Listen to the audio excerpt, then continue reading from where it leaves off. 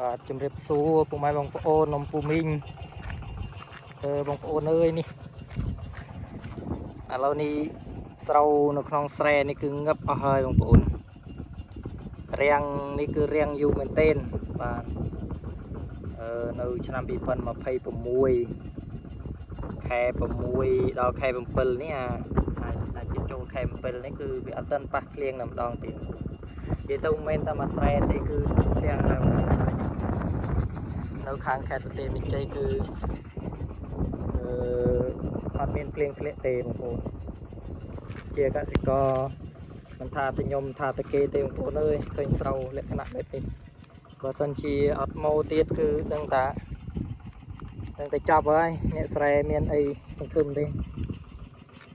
យើងធ្វើស្រែយើងរពឹងលើទឹកភ្លៀងពេលភ្លៀងវាអត់ឲ្យអញ្ចឹងស្រែស្រូវរបស់យើងក៏វាងឹបតាមនោះដែរបងប្អូនអញ្ចឹងបានថានៅតំបន់បងប្អូនផ្សេងប្រហែលជាមានប្រព័ន្ធទឹក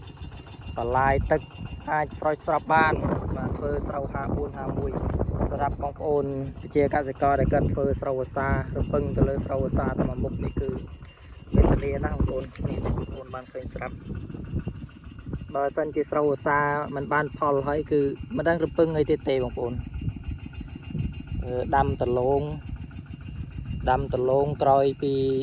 ប្រមូលផលដលងហើយក៏ដាំស្រូវបាទ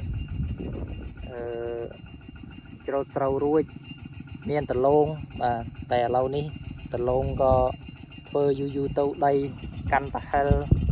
ដលងធ្វើលេងកើតបាទបងប្អូនកសិករគាត់អត់សូវយល់ដឹង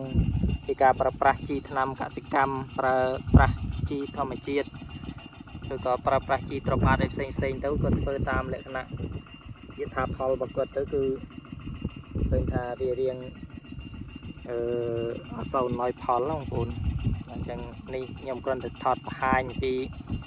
ស្រូវស្រែនៅខាងខេត្តបន្ទាយមានជ័យបងប្អូនមានតានីណាបងប្អូនអើយនេះមិនតាមស្រែទេថាវាទូទាំងទូទៅហើយបងប្អូន